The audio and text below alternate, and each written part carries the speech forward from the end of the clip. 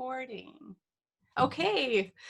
Hi, everybody. My name is Ann Lyman. I'm the president of the Washington State chapter of the American Choral Directors Association, and it is my great pleasure this morning to be talking with our headliner for our 2021 Summer Institute, Dr. Julie Yu. Julie, welcome. Hello. Julie, where are you Zooming from this morning? I'm in Manhattan, Kansas, which we call the Little Apple. Oh, really? Oh. Is there a reason why it's called the Little Apple? Is it because it's Manhattan? Mm-hmm. Oh, Yes. excellent. Have you been to the Big Apple before? Oh, yes. Yes. Oh, Yeah, that's one of my favorite places to go for sure. oh, wonderful. Great. Well, Julie, as many of our members know, you were supposed to be our headliner this past summer, but we all know the reason why we had to go to a fully virtual Summer Institute this past summer. So we're so excited that you've agreed to come back and be our headliner this summer. This interview is an opportunity to let our members get to know you a little bit and to look forward to seeing you and meeting you this summer. So, Julie, what is your role in the choral world in Manhattan, Kansas? Well, I teach at Kansas State University, and we're predominantly undergraduate population with a small master's program, no doctoral program. And I'm one of the two co-directors of choral studies there. And the other co-director happens to be my husband, Joshua Oppenheim. And so it's really a unique situation getting to direct with my husband. Our offices are right next door to each other, and to have a colleague, that I can bounce ideas off of 24 hours a day. But we enjoy teaching, our ensembles and music ed students and oral skills classes and all the same stuff that you teach, and same kind of thing all around the world. And we just really enjoy working with this age group and especially with future teachers. And can I ask, did you meet doing choir? We did. We met in our doctoral degree. And the funny story is that I was his pianist as my graduate teaching assistant for the men's choir that he conducted. And there was one concert that I tell him it was the moment I knew. And he was conducting Down in the Valley by Mead, I think is the arranger. And the men sing this huge chord without piano, and then they cut off, and then he cues me, and I come in with this little piano interlude. And so I'm sitting there and I'm, listening to 160 men sing their hearts out, and they say, "Throw your arms round me, give my heart ease." And then he's going to cue me, and I kid you not, he winked at me. That was his cue. He just went like that, and my heart just, and it wasn't meant in a inappropriate kind of thing. It was just meant as I'm going to do as little movement as possible for you to come in. And that's what he chose. But it was the moment I was like, oh yes, Oh.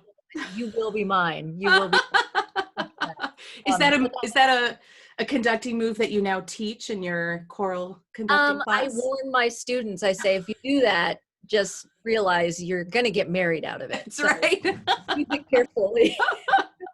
Oh, that's so wonderful. So, Julie, what are you most excited about sharing with our members at WACDA when you get a chance to talk with us? And it could be anything. It could be literature or technique or stories. Well, it's always so strange being invited to do these things, because you just sit there and go, why me? Um, when it could be any person in that room. And so it's a little daunting to think, I have something important to say. So I try not to think that I don't have any original thoughts, really. But I do like to think of things a little differently. I've noticed, a little odd in that case. And so one of the things that's a big passion of mine is that I've always been taught music from a very early age to approach it from a all-inclusive circular process rather than a linear process. And what I mean by that is the reason I started music was my mom's church needed a pianist. And so we were stationed in Germany, and the pianist left very quickly back to the United States. So she sat me in front of a piano with the hymnal and said, okay, play. And I didn't know how to play piano. And so I just sat there for an hour, and Mm. awkwardly in silence. And then that week, I got a piano teacher and learned how to play 3 hymns. And then that was how I learned music. And it was very different from your here's middle C, thumbs on middle C, now let's play quarter notes, it was just, just get in there and do it. But unlike other musicians who have that experience, mine was also rooted in literacy, because it wasn't just play by ear, it was here are the hymns. And my teacher was so amazing that he said, okay, I'll teach this 12-year-old how to read hymns, and so because of that, I feel really fortunate about that experience. And so I try to instill that in my students, is that when we teach music, like for example, when we teach rhythms, for example, are you teaching it the way you were taught? You'll need to step away. Oh. This is my daughter, Eleanor, everybody. And what she doesn't know is that there are many people across the state who might watch this. So I need to be in this interview right now, okay? And I'll come talk with you in about 10 minutes, okay? Okay. All right. I'm sorry. I think people will love this. Yes, and lots of people have certainly met my children through random Zoom bombings, I suppose you could say. Yes. I'm sorry to interrupt, Julie. I love this image of you sitting at the piano and just essentially being thrown into the deep end of the pool. I think a lot of us maybe feel that way this year in general. In Washington, of course, we've been, I would say, almost 100% of our members have had to teach remotely in some fashion. And for many of us, it's been the only way we've been able to teach this whole year. And I'm wondering, Julie, if you have noticed, or if anything has struck you this year as something that you've seen or participated in that's been particularly inspiring to you, that you might be willing to share. And maybe on the flip side, something that's also been challenging to you, and maybe both of those things are unexpected things. Absolutely. The observation I would have is that, given the timing of everything, not only the pandemic, but, the political scenario and all this kind of stuff, I've been so touched to see how many people have chosen this time to focus their efforts on issues of social justice, inclusion, diversity, equality, equity, those kinds of things. I don't know that we would have had the space in our lives to devote to that had we been just, business as usual. Mm-hmm. We're Yeah, I think the space has been the biggest thing, the forcing of us to be still and to be reflective and Mm-hmm. introspective and things like that. To me, I think that I see it as a huge advantage of this time. And I'm actually really curious to see what art is going to be created out of it, Yeah, how absolutely. we produce art as a result following this. But on the flip side, I would say, of course, like we were just talking about, it's those students are just, struggling. And I can't imagine going through a time where you're trying to discover who you are as an individual and not being able to do that through socialization. Yeah, That's absolutely. I think I totally agree, and I'm really hopeful that we can have these conversations that were happening while we're in person. I think that you don't always know what you're missing until it's gone. Those things you take for granted, like just the opportunity to informally socialize with other people, or even observe people socializing. right. Yeah, you can learn a lot from that. Well, I have kind of a silly question for you. I've been excited to ask silly questions of my students this year because I feel like we don't have a lot of space for frivolous thoughts right now. So maybe it's not frivolous either, but I wondered if you might share with us, if you could have a superhero power, what would it be?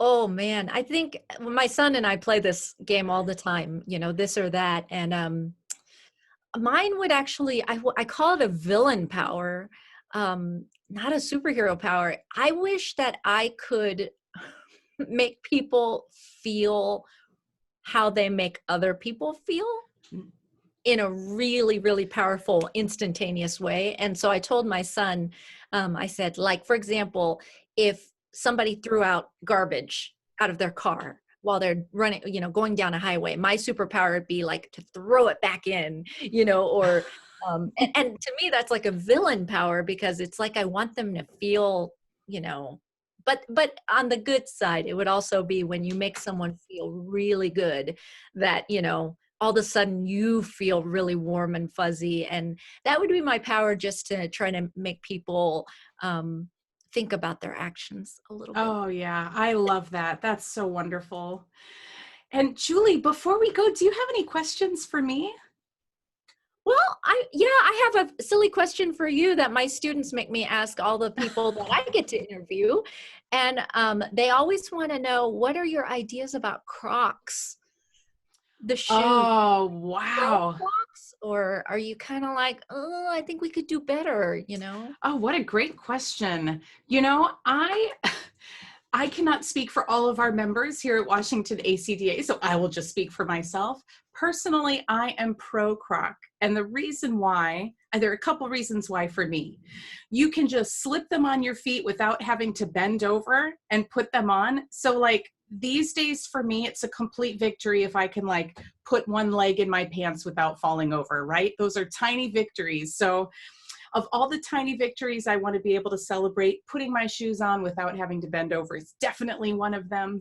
And I would say that the parent in me also appreciates that Crocs are super easy to clean, and you can wear them inside or outside. So I think there are lots of reasons to love Crocs.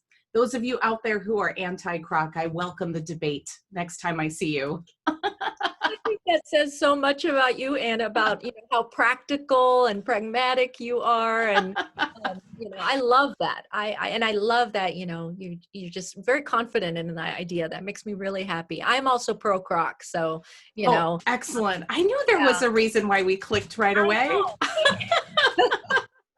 I guess my only question is just, when I think of Washington, I think of so much beautiful music that's being created there, of course. But, considering the pandemic, I feel like you guys were on the forefront of, when it all just went down and things. And I just wondered, how are you coping as a state? Do you feel like, where are you? How do you feel like you are in the recovery process? And God willing, this vaccine comes. Do you guys feel like, we know the drill, you guys? We're Yeah. experts at this, or how are you feeling? Yeah, what a great question.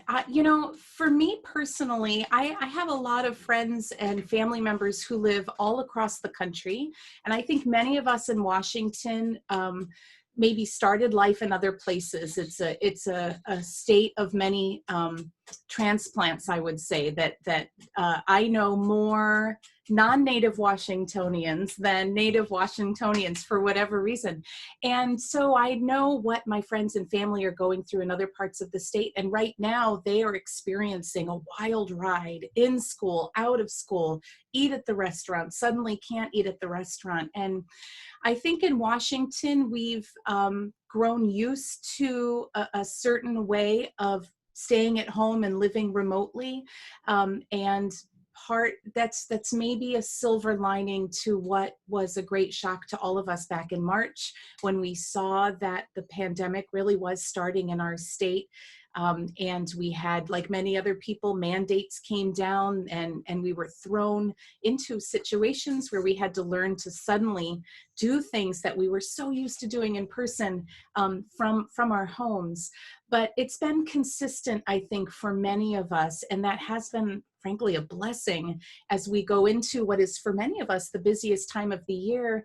I'll just speak personally that now that the shock has worn off, I've had the opportunity to explore creative avenues that I've never really seen as possibilities before, and that's pretty exciting to me. And I'm looking forward to the holiday break where I can maybe continue to dream about those creative possibilities, and knowing what the situation is allows me to do that. So that's I think for a lot of us in Washington, we are maybe at a place where we can see those possibilities before us.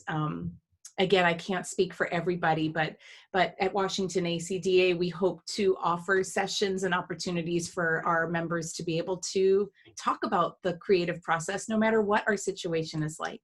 Because as you know, choral musicians have proven to be extraordinarily resilient during these times.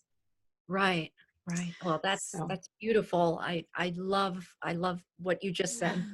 thank you. And Julie, it's been so exciting to have you here with us. And we cannot wait to meet you, hopefully in person. But if not in person, then over Zoom or some other virtual way. Good luck finishing out the rest of the season, and we'll see you soon. Thank you so much. I so appreciate it. Absolutely.